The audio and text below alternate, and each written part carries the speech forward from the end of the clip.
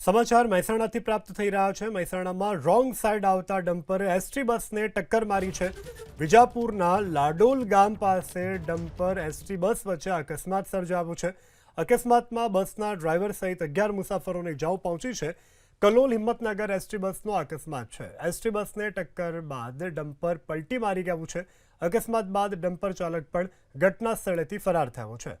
તો બસના ડ્રાઈવર સહિત 11 જેટલા લોકોને આમાં ઇજાઓ પહોંચી હોવાની પણ જાણકારી પ્રાપ્ત થઈ રહી છે।